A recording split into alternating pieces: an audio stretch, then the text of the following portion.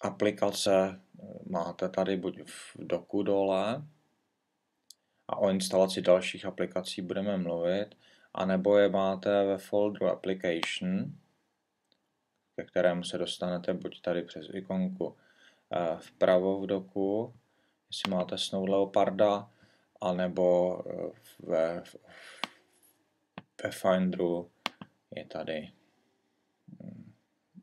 v tom sidebaru je položka Application, takže tam máte různé aplikace. Ty aplikaci spustíme jednoduše, že na ní poklepeme. Dejme tomu, že chcete otevřít webový prohlížeč, kliknete, otevře se vám webový prohlížeč.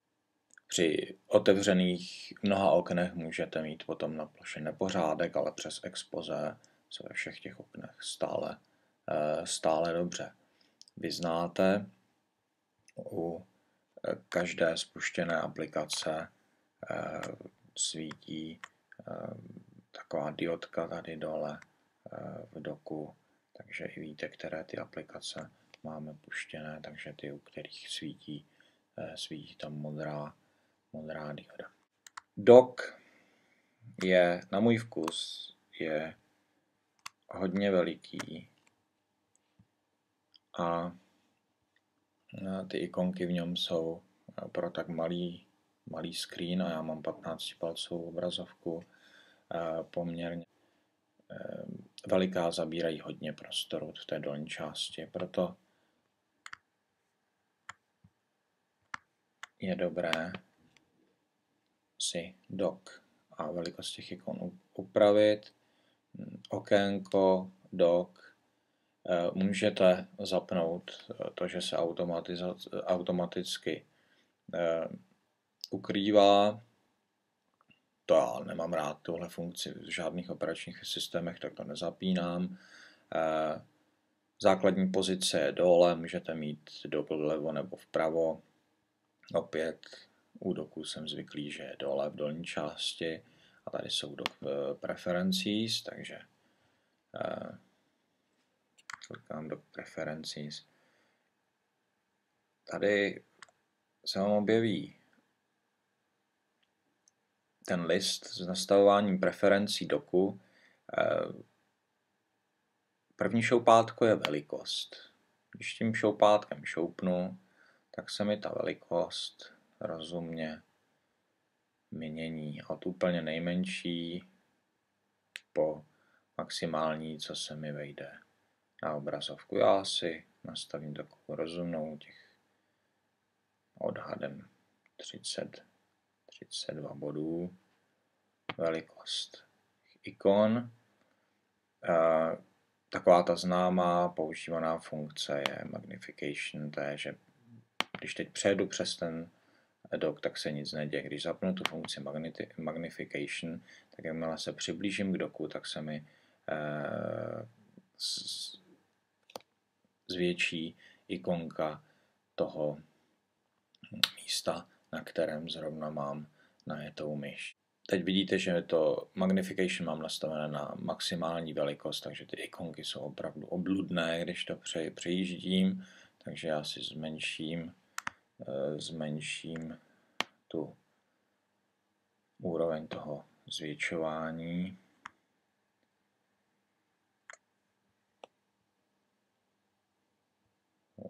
Vidíte, a to už se mi zdá být rozumné.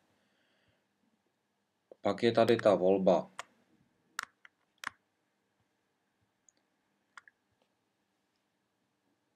Genie efekt. Ta nám umožňuje mít, když minimalizuju nějaké okno, že se provádí ta animace, kterou jste právě viděli. A vy můžete přepnout na Scale efekt, kdy nějaké jiné okno, teď jsem přepl, teď dojde jenom k takovému tomu smrštění. Mně se líbí taková ta hezká velká animace, takže tam nechám ten efekt. O tom minimalizujte do ikonky aplikace jsme mluvili, automaticky ukrývej dock. Zatím jsem nedospěl k tomu, že bych ho potřeboval úplně ukrývat, ale každý, kdo potřebuje každý pixel na obrazovce, určitě uvítá i tuto možnost. Takže to by bylo o doku. Jak do takového doku přidáme další aplikaci. Řekněme, v tom doku nám teďka chybí aplikace třeba Image Capture. Image Capture, tady zvětším ikonky aplikací, to je tahle aplikace. To, když spustíte, máte připojený nějaký fotoaparát, tak můžete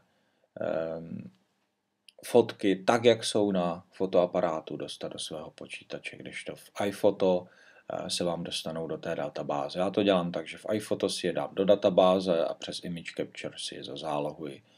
A Image Capture mám v doku. Není nic jednoduššího, než vzít tu ikonku, přesunout dolů do doku.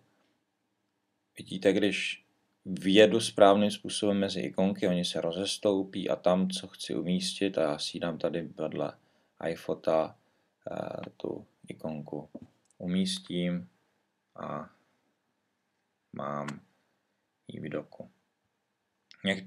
Otevřené aplikace, když otevřete aplikaci třeba právě v oknu Finderu, tak se vám spustí a jejich ikonka se objeví v doku. To se mi stalo tady, teďka nahrávám přes Quick Player, celý ten screencast, ale tuhle ikonku Quick Timeu nemám defaultně v doku.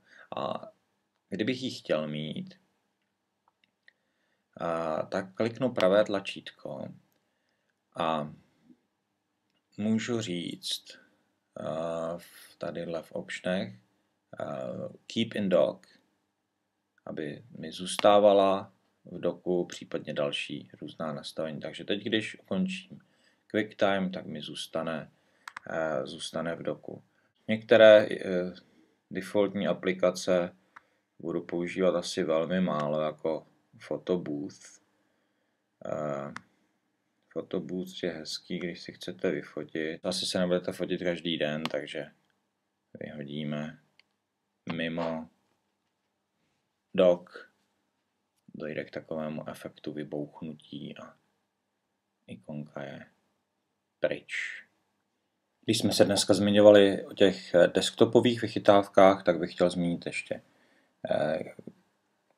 takovou tu věc zoomu, kterou používám třeba při těchto screencastech, kdy zaměřím myšku někam a chci, aby jsme se tam zoomli.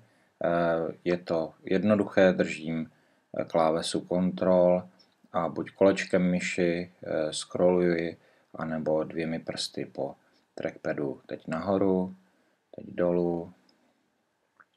Přibližuju se k tomu místu, kde právě je kurzor myši. Takže to je dobrá věc pro screencasting, ale i pro lidi, kteří mají zhoršený zrak, špatně vidí. Další věcí, kterou uděláte asi hned na začátku, je, že si změníte pozadí z toho defaultního na nějaké jiné. Jednoduché, když kliknete na desktop, change desktop background, dostanete nabídku různých pozadí. Dáme si tam třeba clownfish. Dáme clownfish na pozadí. Tak to je pro dnešek všechno. Děkuju za pozornost, u sledování tohoto screencastu a těším se, že se u nějakého dalšího screencastu z mojí produkce uvidíme. Ahoj.